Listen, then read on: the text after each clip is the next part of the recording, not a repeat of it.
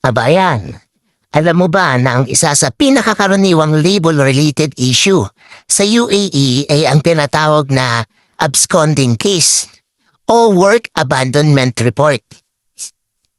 Bago tayo tuluyang magpatuloy, mahalagang malaman na ang bawat sitwasyon ay magkakaiba at ang mga awtoridad lamang ang may kapangyarihang magdesisyon sa anumang kaso. Ano nga ba ang absconding case na tinatawag? Ang absconding case ay ang maaaring maiulat kapag ang isang empleyado ay hindi na pumasok sa trabaho o hindi na natagpuan ng employer sa loob ng itinakdang panahon ayon sa umiiral na regulasyon. Narito ang ilang mga karaniwang dahilan kung bakit nagkakaroon ng absconding report. Hindi pagpasok sa trabaho nang walang pahintulot. Pag-alis sa employer nang hindi dumaan sa tamang proseso ng resignation o transfer. Hindi pag-update ng employment status matapos umalis sa trabaho. Mga hindi pagkakaunawaan sa pagitan ng employer at empleyado na humahantong sa pag-alis sa trabaho nang walang opisyal na kasunduan.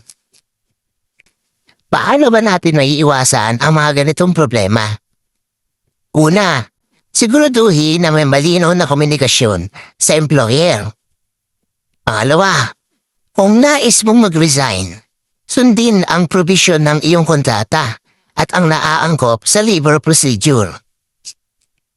Pangatlo, itago ang mga mahalagang dokumento tulad ng employment contract, salary record, at iba pang employment-related records.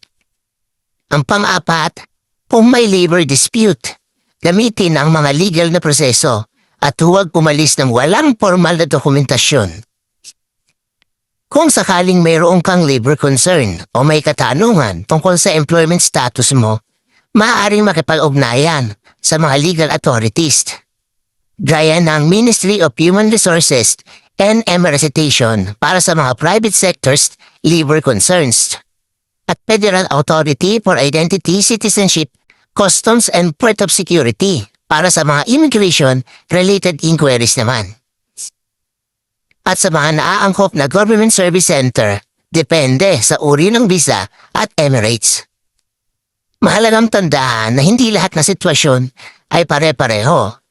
Ang tamang impormasyon at pagsunod sa legal na process ang pinakamabisang paraan upang maprotektahan ang iyong trabaho at legal na status dito sa UAE. Disclaimer lamang po, ang content na ito ay para sa mga pangkalahatang impormasyon at awareness lamang. Hindi ito legal advice at hindi ito kapalit na opisyal na impormasyon mula sa otoridad ng UAE. Ang mga regulasyon ay proseso lamang ay maaaring magbago anumang oras para sa opisyal na impormasyon, makipag-ugnayan sa mga kinakukulang UAE government authorities. Kung OFW ka sa UAE, isip at ishare mo na ang video na ito para marami pa tayong kabayan na magkaroon ng tamang kaalaman.